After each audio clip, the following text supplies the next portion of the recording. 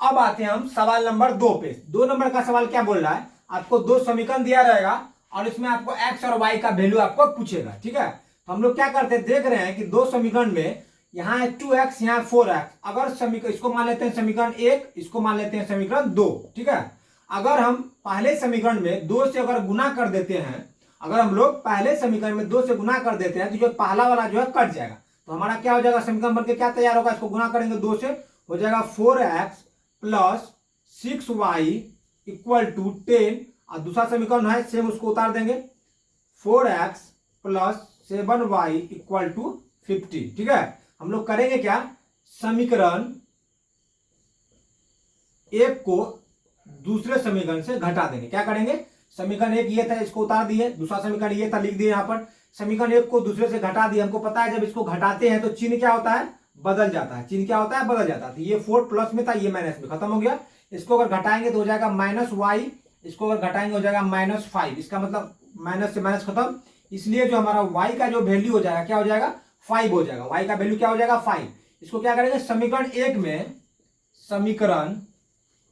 में y का मान रखने पर, समीकरण एक में y का मान रखने पर, समीकरण एक क्या है हमारा, समीकरण एक था हमारा 2x plus 3y equal to 5, यही था। इसमें हम लोग क्या करेंगे, y का वैल्यू रखेंगे। y का वैल्यू हमारा कितना आया, 5 आया। y का वैल्यू हमारा कितना आया, 5 आया। तो 2x plus 3 into 5 equal to 5। ठीक है, इसको हम लोग आगे सॉल्व करेंगे। ये हो जाएगा हमारा 5 या 15 उधर जाएगा, तो 5 माइनस 15। ठीक है, ये हो जाएगा आपको 2x माइनस 10। अगर हम लोग x का वैल्यू जानना चाहते हैं तो -10/2 ये कट के हो जाएगा -5। ठीक है, तो हमारा x का वैल्यू कितना निकला, -5, और y का वैल्यू कितना निकला है, +5। ये हमारा हो गया 2 नंबर का सवाल का जवाब। अब 3 नंबर के सवाल पे, अब आते हैं हम लोग 3 नंबर के सवाल पे। 3 नंबर का सवाल बहुत इजी वे में इसको हम बनाएंगे। अगर आपको ट्रिपलेट याद होगा, मैंने बार बार कहा है कि आपको त्रिकोणमिति में पढ़ने से, मतलब त्रिकोणमिति को जानने से पहले जो भी बेसिक चीज है वो जान जाइए, आप इसका फॉर्मूला जान जाइए, उसके बाद आप इसका ट्रिपलेट याद कर लीजिए। अगर आपको ट्रिपलेट याद है तो आपका बहुत सवाल इजी वे में आप ऑप्शन देख के ही बना देंगे। अगर ऑब्जेक्टिव आया और सब्जेक्टिव को ऐसे आप आराम से इसका सोल्यूशन करेंगे। तो हम लोग क्या देखते हैं, 10 बराबर दिया हुआ है 3/4। क्या दिया हुआ, 3/4। तो ये हो जाएगा p का वैल्यू, क्योंकि 10a बराबर होता है p/b, ये हो गया b का वैल्यू। तो हमें p बराबर दे दिया है 3 और b बराबर दे दिया है 4। आप लोग निकालिए आराम से। ये एक फॉर्मूला होता है निकालने का, h का निकालने का फॉर्मूला होता है h² plus p² plus b²। और हम डायरेक्ट जानते हैं कि जब 3 और 4 होता है pb तो हमारा h जो है 5 हो जाता है। ठीक है, आपको इस फॉर्मूला पे h निकालना है और मुझे पता है डायरेक्ट, आप अगर चाहेंगे तो इसको याद कर सकते हैं। 3 4 अगर रहेगा pb तो h हमारा 5 होगा हमेशा। ठीक है, तो यहाँ हम लोग क्या देखते हैं, pb मिल गया, b भी मिल गया, h भी मिल गया। हमारा सवाल क्या था, हमारा सवाल है sin a Guna cos a। ठीक है, आते हैं सवाल पे। तो साइन ए मतलब क्या होगा, साइन का वैल्यू क्या होता है, p/h होता है। ठीक, उसके बाद कॉस का क्या होता है, b/h होता है। इसका वैल्यू बैठाएंगे, हमारा आंसर आ जाएगा। p का वैल्यू कितना है, p का वैल्यू है 3 और h का वैल्यू कितना है 5, b का वैल्यू कितना है हमारा 4 और h का वैल्यू हमारा कितना है 5। इसको गुना करेंगे, ये हो जाएगा हमारा आंसर बन के तैयार है। कितना आंसर हो गया, 12/25। ये हमारा आंसर था। बहुत इजी वे में इसको बनाए, और आप चाहिएगा तो इसको अगर ट्रिपलेट याद हो तो आप बहुत इजी वे में इसको बना सकते थे। ठीक है, ये सवाल आपका बार बार रिपीट हो रहा है इस टाइप का सवाल। अब आते हैं हम लोग अगले नंबर के सवाल पे। अब आते हैं हम लोग 4 नंबर के सवाल पे, सॉरी 4 नंबर के सवाल पे आते हैं। 4 नंबर का सवाल क्या बोल रहा है, 3 सेंटीमीटर त्रिज्या वाले एक वृत्त का त्रिज्यखंड का क्षेत्रफल ज्ञात करें जिसका कोण जो है 45 डिग्री। हमें पता है त्रिज्यखंड क्या होता है, देख लीजिएगा। एक वृत्त है, ठीक है, इसमें जो देख रहे हैं आप, ये जो आप देख रहे हैं ये हो गया आपका त्रिज्या। ये क्या हो गया, त्रिज्या। और बीच में जो है यहाँ कोण का मान हमें दे दिया है, जिसका कोण का मान कितना है, 45 डिग्री है। कोण का मान हमारा कितना है, 45 डिग्री। ये हो गया त्रिज्यखंड।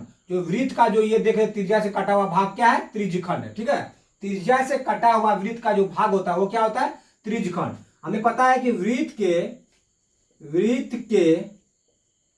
त्रिज्यखंड का क्षेत्रफल, अगर हमें वृत्त के त्रिज्यखंड का क्षेत्रफल पता है तो हम आराम से इसका सॉल्यूशन कर लेंगे। वृत्त के त्रिज्यखंड का क्षेत्रफल होता है थीटा/360 गुना पाई आर स्क्वायर। क्या होता है? थीटा बट्टे 360 पाई आर स्क्वायर। इसमें कि हमें आर दे चुका है, आर कितना हमारा 3 सेंटीमीटर आर है, और हमारा थीटा का वैल्यू दे दिया है 45 डिग्री। कितना दिया है? 45 पर वैल्यू बैठाएंगे, आराम से आंसर निकालेंगे। थीटा का वैल्यू हो गया 45 डिग्री, 360 गुना पाई का वैल्यू होता है 22/7। हमें पाई का वैल्यू पता होना चाहिए, 22/7 होता है। आर का वैल्यू है 3 × 3, क्योंकि आर का स्क्वायर तो 3 × 3। इससे अगर हम लोग काटते हैं 9 से, तो 9 पंचे 45, 9 चौके 36, ये 0 आ जाएगा। यहाँ से फिर 5 से काटेंगे, 8 बार में कट जाएगा ये। और कुछ कट रहा है? नहीं कट रहा है, और एक बार में कटेगा। यहाँ से 4 बार में, यहाँ हो जाएगा 11 बार में। अब जो हमारा आंसर आने वाला है वो आने वाला है आपको 3 × 3 = 9, 99 बट्टा में यहाँ 4 है, यहाँ 7 है, कितना हो जाएगा? 7 चौके 28। कितना आंसर हो जाएगा हमारा? 99/28 सेंटीमीटर स्क्वायर। क्या हो जाएगा? 99/28 सेंटीमीटर स्क्वायर। एक बार फिर से देख लीजिए, 9 हो जाएगा, 11 से गुना करेंगे 99 हो जाएगा, 7 चौके 28 हो जाएगा। हमारा आंसर कितना बनकर तैयार है? 99/28। ये हमारा त्रिज्यखंड का क्षेत्रफल। आपका मेन फॉर्मूला ये है। अगर ये फॉर्मूला आपको याद है, बाकी सब वैल्यू आपका दिया हुआ है, आराम से आप इसका सोल्यूशन कर सकते हैं। ये फॉर्मूला आपको याद होना चाहिए। इस टाइप का सवाल जो है हर एक साल आपको या तो ऑब्जेक्टिव में या तो सब्जेक्टिव में हर एक साल पूछा जाता है। ठीक है, अब आते हैं हम लोग अगले नंबर के सवाल पे। अब आते हैं हम लोग 5 नंबर के सवाल पे कि 5 नंबर का सवाल हमसे क्या पूछ रहा है।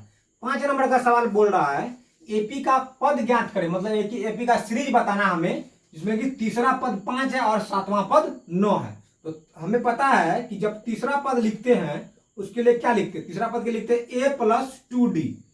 मैंने एपी में बताया है, मैंने एपी का पूरा जो इंपॉर्टेंट क्वेश्चन है उसका सीरीज मैंने पूरा खत्म कर दिया। एपी का जो भी इंपॉर्टेंट सवाल था, आप 5.1, 5.2, 5.3 का पूरा जो इंपॉर्टेंट सवाल है वो आप जाके देख सकते हैं मेरे वीडियो पे। ठीक है, तो आइए इस सवाल पर आपका इजी में बन जाएगा।